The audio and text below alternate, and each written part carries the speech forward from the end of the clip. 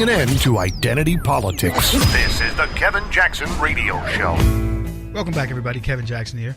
There was a film made, it was called A More Perfect Union, and they took interviews of people about what it meant to be America and what the American experience was.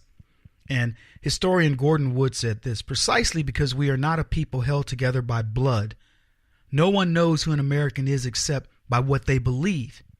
It is important that we do know our history, because our history is the source of our Americanness. There's you've heard the saying, the tie that binds.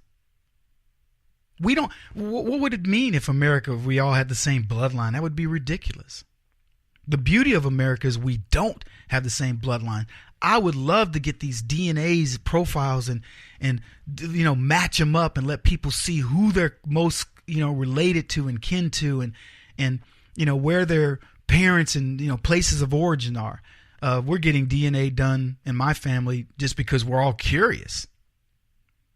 And I'm talking about, needless to say, my brother and I are going to have a very similar experience, but my cousins are going to be a little different because of their, other bloodlines and things like this. And I can't wait to discuss this at the next family reunion. I think it's going to be eye-opening.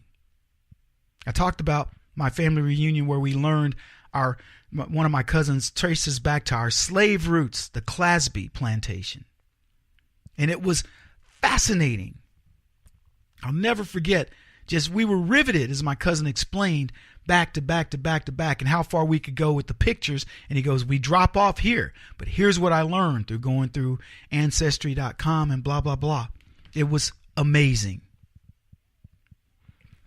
When people wrote all men are created equal, they really meant men, but they didn't mean anything other than men except white men who own land. That's what they meant. But because the ideas are powerful, there's no way that they could get away with holding to that. It's not impossible when you have an idea that's as powerful, as revolutionary as a country, founded on the idea that just because you're in the world, just because you are here, you have a right to certain things that are common to all humanity. That's really what we say in those documents. The idea that we begin the Constitution with we, the people, even though they didn't mean me. This is what writer Rosemary Bray said. They had no idea ever I'd want to make a claim on that. And they'd been horrified if they'd known that any of us would. But you can't let that powerful of an idea out into the world without consequences. So this is a lady saying the phrase all men are created equal meant men. Maybe it did. But she's saying that even if they did mean that, it couldn't stay that way. And you know what's beautiful about those words in that Constitution is, in its own strange way, it was saying all people are created equal. When they said all men are created equal, did they really mean that about the slaves? I could make that argument about the slaves. But the Constitution wrote out slavery. So somebody in their wisdom knew it was going to apply to blacks as well. I mean, but the point I'm making about this is everybody doesn't view America the way we do. Here's what somebody else said about it that I think sums up the left's view of it. And this is from Vicente Martinez. It says, the American dream has no meaning for me. What it was founded on, the Constitution and the Bill of Rights, in many ways I feel are used as billy clubs against minorities and cultural minorities, whether they be gay, different in any way from the norm in this country. I, for example, don't think I'd like to go to California because of what I look like. I could be pulled over and carded, and I would have to prove my ancestry. And look how long my family has been in northern New Mexico, 10 to 12 generations.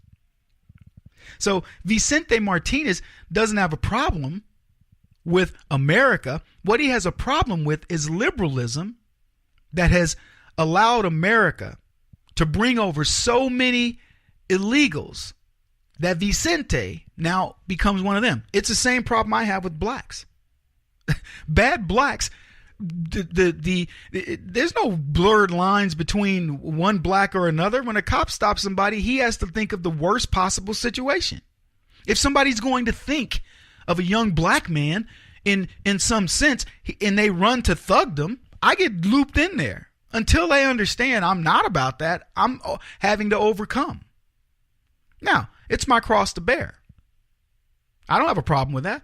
Give me 2 minutes of your time. You'll find out I'm not sagging.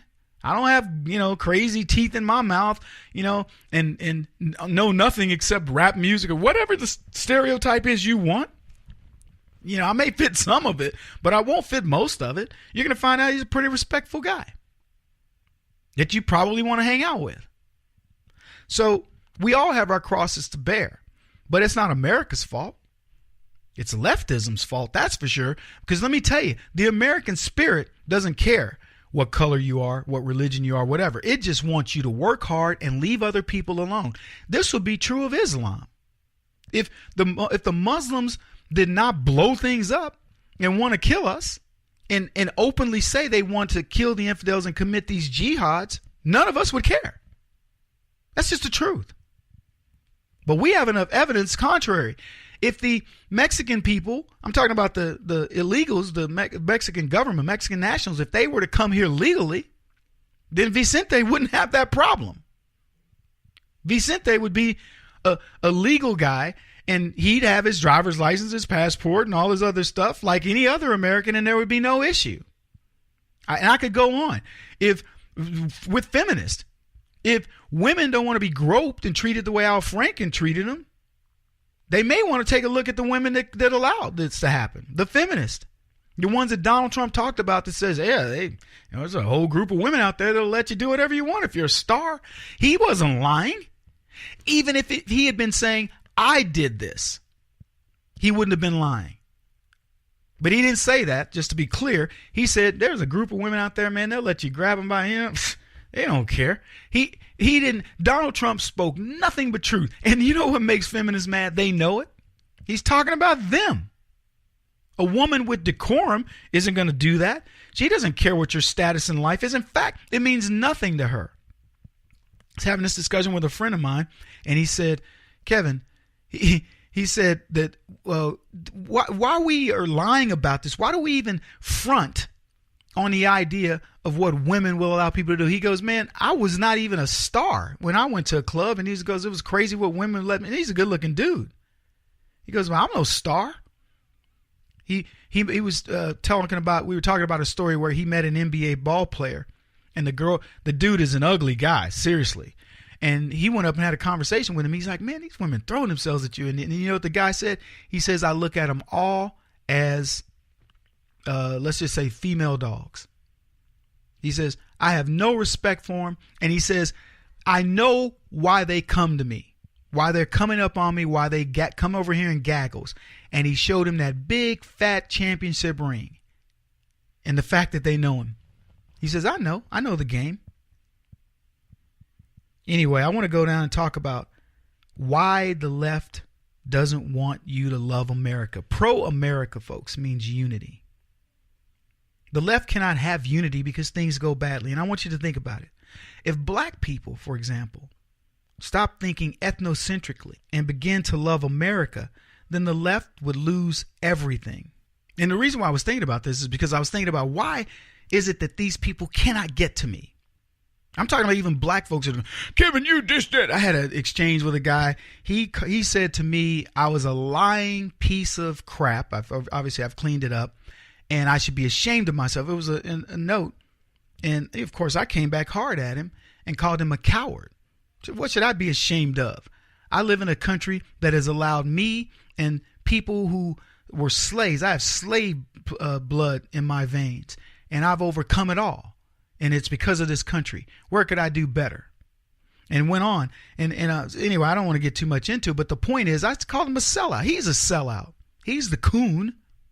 He's the guy that fronts, that pretends that he's better than me as he ignores all the problems that I bring to the front. I said, I'm the one that has guts. I said, you don't have the guts to say what I said. He didn't know what to say. The left cannot have unity, folks, because things go badly for them, because America would feel good about ourselves. Why do you think black multimillionaires kneel for the national anthem in a country who gave them more opportunity than they can experience anywhere else? Why do you think the left exalt these men with awards like GQ's Citizen of the Year for Colin Kaepernick? The left must have high-profile Negroes who hate America. And the lesson is well worth the money. Kaepernick has taught a generation of young blacks that very same hatred. That's what they want. They do not want you to be unified around America. And that's why Donald Trump is so important with Make America Great Again and America First. He won't stop until he's the top-rated radio talk show host in America. What kind of weird competitive freak are you? This is the Kevin Jackson Radio Show.